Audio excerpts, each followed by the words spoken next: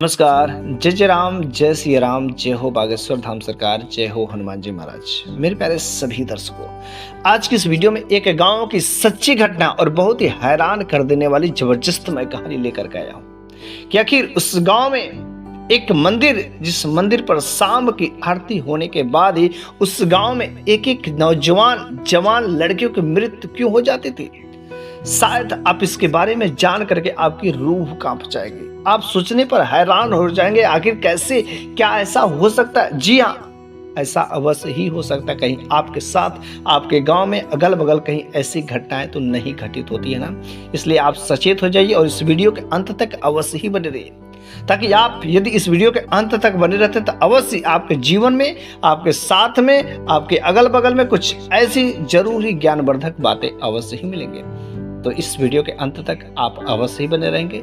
तो चलिए अब हम लोग इस घटना को, इस वाक्य को बिना देरी किए शुरू ही कर देते हैं। तो एक बार की बात है कि एक गांव में एक छोटा सा परिवार था। एक बूढ़ी माँ जिसके 2 बेटे थे, लेकिन बड़ा वाला बेटा और उसकी जो बड़ी बहू थी, दोनों लोगों का देहांत हो गया रहता, मृत्यु हो गई रहती है। और उसके एक जो है पोती थी बड़े वाले बेटे के माध्यम से। लेकिन जो छोटा वाला बेटा था वह बिल्कुल इस शादी विवाह नहीं करना चाहता था। वह लड़कियों नाम से घृणा करता था। वो जो आजकल के जो नियम है, जो संस्कार है, जो दिन पर दिन खत्म होते जा रहे हैं, वो उन सब चीजों को पालन करने वाला था। वह पहले के जमाने की बातों को मानता था, लेकिन वह साथ ही साथ भगवान की भक्ति भाव भी किया करता था। कभी मन करता तो भगवान की भक्ति भाव कर लेता, कभी मन नहीं करता तो मत करता। लेकिन उसके घर के सामने ही एक जो है भगवान का मंदिर रहता है। वहां पर जो एक पुजारी जी थे, और उस गांव में जो पुजारी थे काफी बूढ़े हो गए थे। उस पुजारी के पास में वह काफी समय व्यतीत भी किया करता था और हमेशा पुजारी जी से वह बातें किया करता था। इधर जो वह बूढ़ी माँ थी, अपनी जो पोती थी उसको बहुत ही जानती थी, बहुत मानती थी। लेकिन वहीं पर जो उसका चाचा था, जिसका शादी विवाह नहीं हुआ था, बहुत ही खड़ूस स्वभाव का था। वह अपनी जो भांजी थी, भतीजी जो थी, उसको देखना तक नहीं चाहता था। वो उसे घृणा करता था, बार बार पर डांटता था। उसकी जो नानी थी, दादी थी, वह हमेशा बोलती थी कि बेटा ये तुम्हारी बेटी है, जब तुम शादी नहीं कर रहे हो तो ये तुम्हारी ही बेटी है, और तुम अपनी बेटी को ऐसा कैसे बोल सकते हो, इस तरीके से नहीं बोलना चाहिए। उसने कहा अरे चल चल तू ठीक है, अरे मैं जो काम कर रही ना बहुत गलत काम कर रही है। लेकिन वह जो बेटी थी, वह लड़की जो थी, वो अपने चाचा से बहुत डरने वाली थी। कभी कभी सोचती कि हम अपने चाचा की सेवा पानी कर दे, अपने चाचा का जो कुछ सहयोग कर दे। लेकिन अगर वह कभी सोचती भी थी और कुछ काम जो बिना पूछे अगर कर देती, तो वहीं पर जो उसका चाचा था ना, बिल्कुल उसे डांटता था, फटकारता था। कभी बेचारी अगर किसी कारण बस उस घर में मात्र एक मोबाइल था जो उसके चाचा के हाथों में था, और कभी अगर वह मोबाइल छू लेती थी तो ऐसा लगता था वो उसे खा ले जाएगा। इतना जोर से वह गुस्साता था, इतना जोर से वह डांटता था। बेचारी डर के मारे वह जो है कभी जो है मोबाइल नहीं छूती थी। कभी उसका मन तो करता था कि यहाँ छू करके कुछ देख ले, लेकिन उसका जो चाचा था ना, बिल्कुल ही पहले के जमाने में उसका जो समय व्यतीत होता था, वह नहीं चाहता था कि मेरे घर की जो बेटियां हैं वह जो मोबाइल चलाए, क्योंकि लोग मोबाइल से ही कितना गंदे गंदे काम कर देते हैं। उनका जो है सोचने का तरीका बिल्कुल ही बदल जाता है। वह नहीं चाहता था कि मेरी जो भतीजी इस तरीके से बात व्यवहार पड़े। उसकी नानी, उसकी दादी कहती थी कि चलो बेटी नए नए थोड़ा कपड़ा खरीद लिया जाए। लेकिन जैसे उसके चाचा को पता चलता था कि नया कपड़ा खरीदने की बात करी, फैशन करने की बात करी, तो तुरंत वह मना कर देता। देख माँ, तू इसको अगर तू बिगाड़ेगी, चाहे नए कपड़े पहनाएगी, तो मुझसे बुरा कोई होगा नहीं। ये अपने शादी के बाद घर पर जाएगी, अपने पति के साथ में उसके घर वाले जो पहनाएंगे वह पहनेंगे। लेकिन जब तक शादी नहीं होता है ना, तो तब तक इसको मोबाइल चलाना है, ना तो छूने देना है, ना किसी प्रकार की कोई फैशन कर देना है। बेचारी वह एक ही कपड़े, 2-2 कपड़े में ही पूरा जो दिन भर, महीने महीने गुजार देते थे। कभी उसके कपड़ा नसीब नहीं होता था। वह सोचते थे कि काश कभी मैं भी फैशन कर लूँ, शौक कर लूँ, क्योंकि अगल बगल की लड़कियां, उसकी सहेलियां करती थी।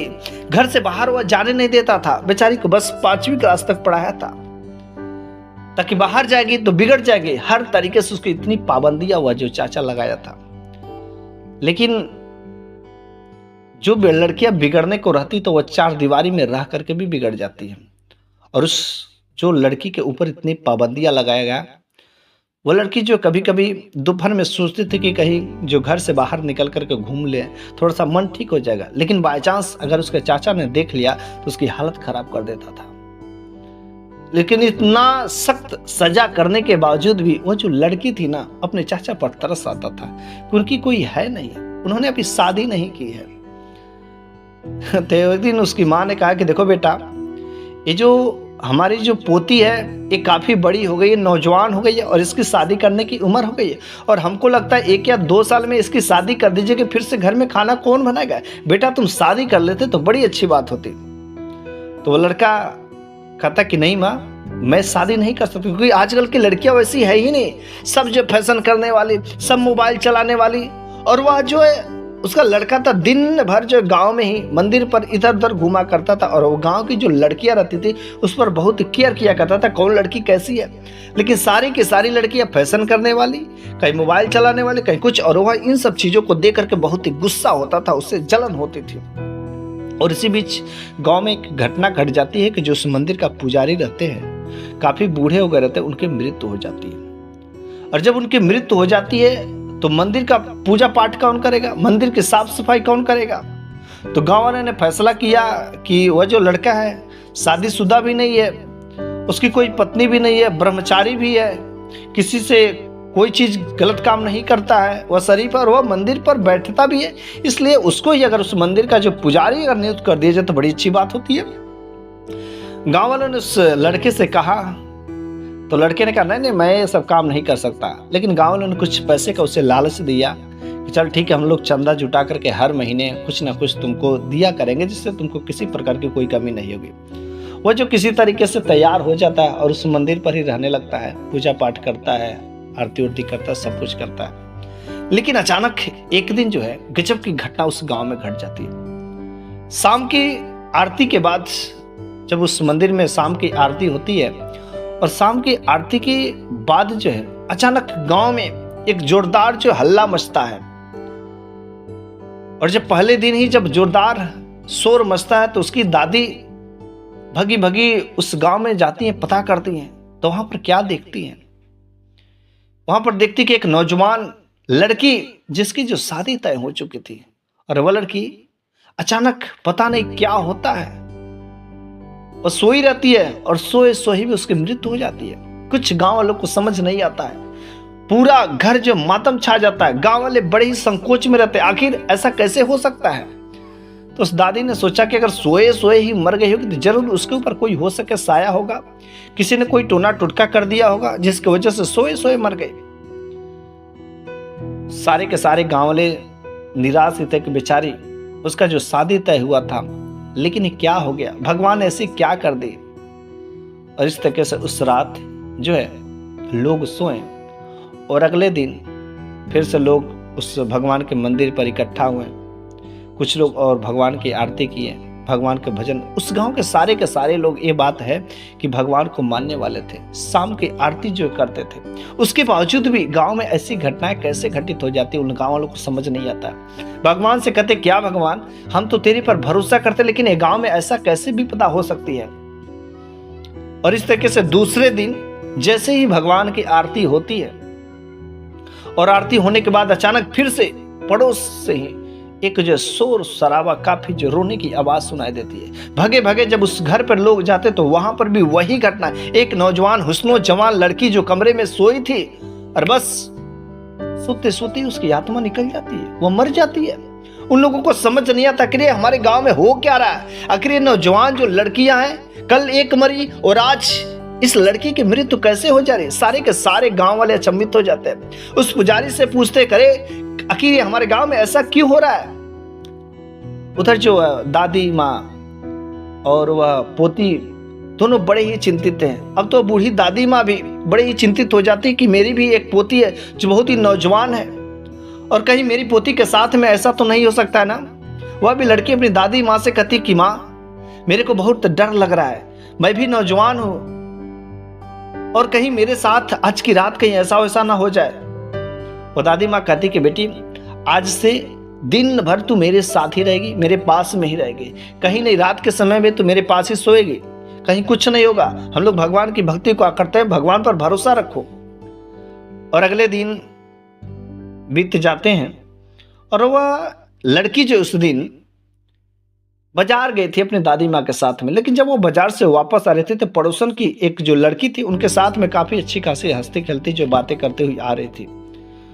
बातों से ऐसा नहीं पता चला कि उसे कोई बीमारी है, कुछ दुख दर्द है, कोई कुछ है, क्योंकि जो दो लड़कियां मरी थी, एक लड़की का तो शादी तय हुआ था, जो दूसरी लड़की का अचानक मृत्यु हुआ था वह 7 भाइयों में से एक जो है बहन थी, और सातों भाई अपनी बहन को बहुत ही मानते थे।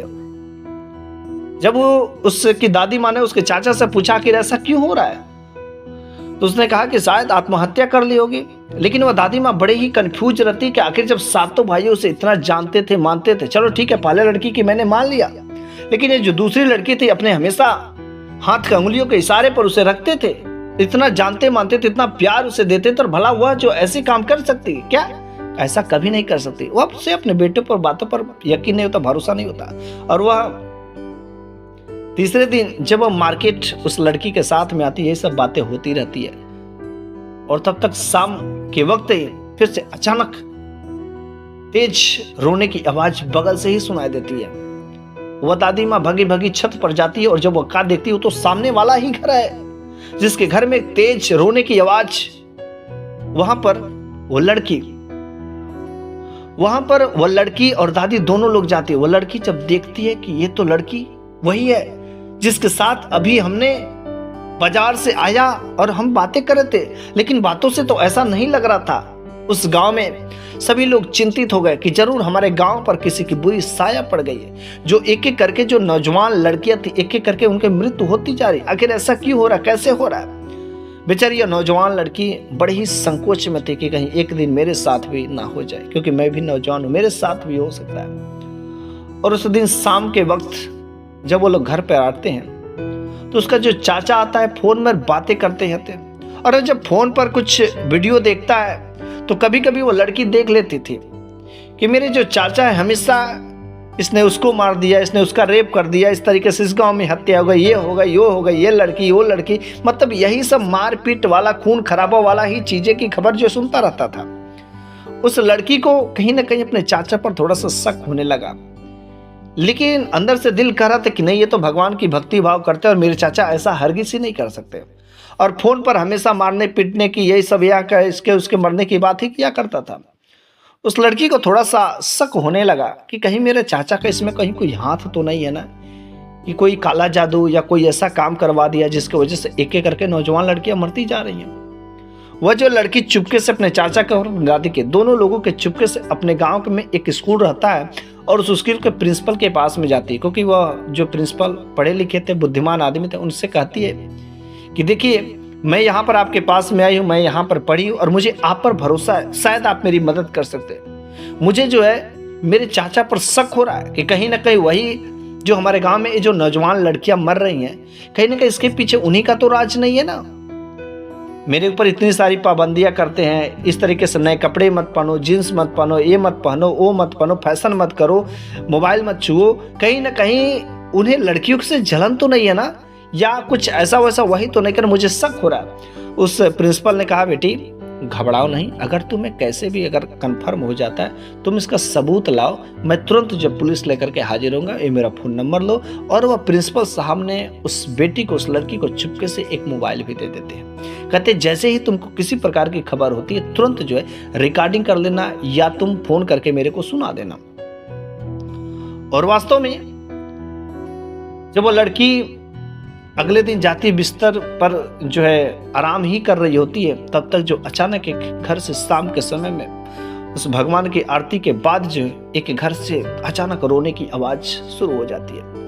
उस लड़की का शक अब तो और ही ज्यादा बढ़ जाता है। उस दिन भी चाचा जब उसका घर पर आता है तो मोबाइल में यही सब देखता है फोन में बात करता है किसी को मारने की, पीटने की, ये है वो है। उस लड़की को भरोसा नहीं होता, उसके अपने चाचा को फॉलो करती है, धीरे धीरे चुपके से उनकी बातों को सुनती है। लेकिन जब भी वो फोन में बातें करता तो इसको मार दिया, उसके मार दिया, ये कर दिया, वो कर दिया, यही सब बातें वह करता रहता था। उस लड़की का जो शक धीरे धीरे बढ़ता जाता है। कहीं ना कहीं जो हमारे गाँव की एक एक करके लड़कियां मर रही, इसमें मेरे चाचा का ही तो हाथ है। लेकिन यह तो भगवान की भक्ति भाव करते हैं, लेकिन ऐसा कैसे कर सकते हैं?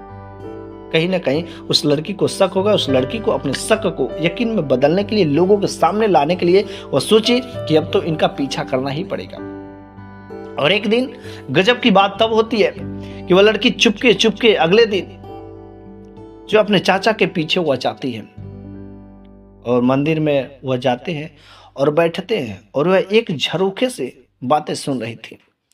शाम का समय होने वाला ही था, तो वह चाचा ऐसा लग रहा था किसी से फोन में बातें कर रहा है और कह रहा है कि देखो हमारा प्लान बिल्कुल ही सफल हो रहा है और गांव में एक एक करके जो नौजवान लड़कियां है ना, ये जो गंदगी है ना, इसको मैं एक एक करके सफाया करते जा रहा हूं और धीरे धीरे इस गांव को पूर्णतः सफाया कर दूंगा। क्योंकि ये लड़कियां जो बिल्कुल ही फैशन करती हैं, अपना इज्जत बेच करती हैं, पुराने संस्कार के नियमों को पालन नहीं करती हैं और बस इस सारे के सारे लड़कियों को जब सफाया कर दूंगा तो मेरा गांव पूर्णतः पवित्र हो जाएगा। सारे के सारे लोग वही बचेंगे, किसी प्रकार का कोई जो फैशन नहीं, कोई जो हमारे गांव में इज्जत नहीं उठेगी, कुछ नहीं होगा, कोई जो हमारा गांव बिल्कुल शरीफ रहेगा।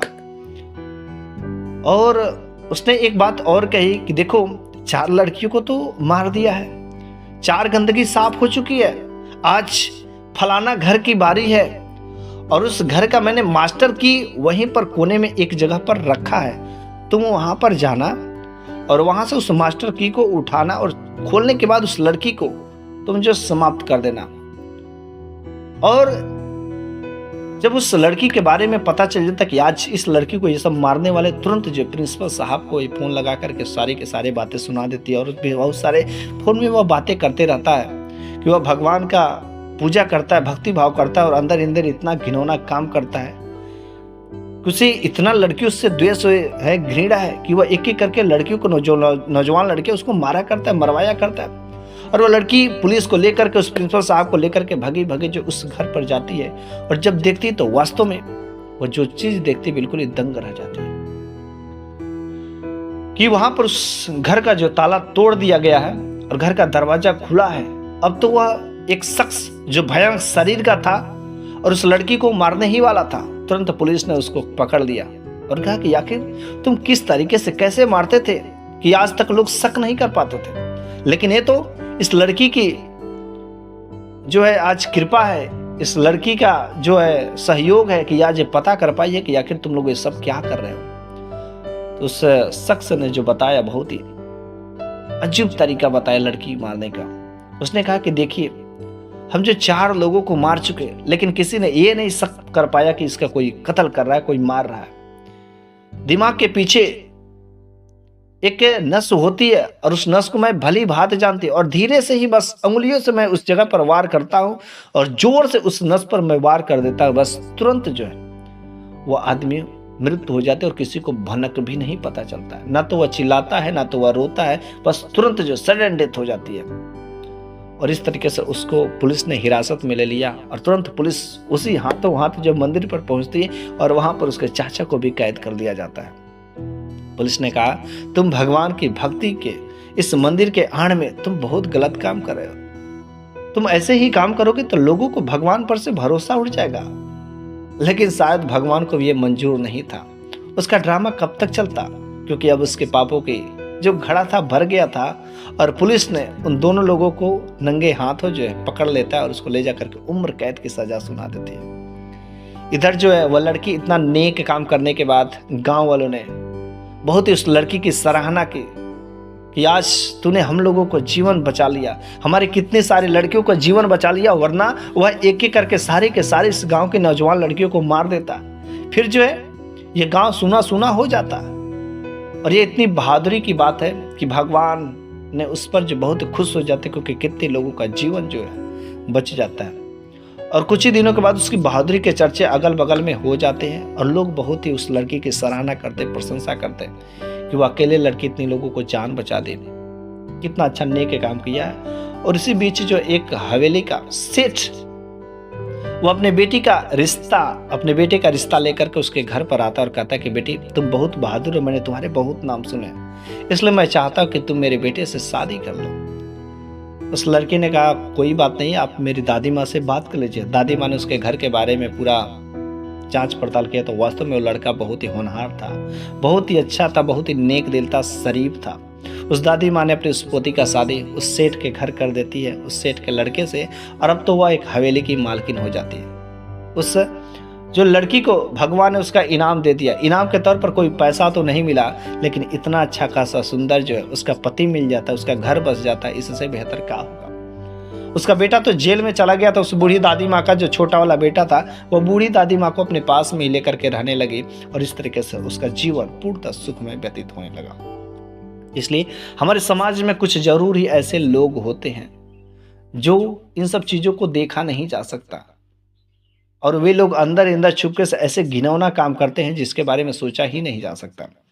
इसलिए आप इस प्रकार की कहानी से आप हमेशा रूबरू रहिए, सचेत रहिए, और अपने अगल बगल के लोगों को ऐसी घटनाएं होती रहती है, सचेत करना चाहिए, क्योंकि कौन क्या कर सकता कोई नहीं जान सकता है।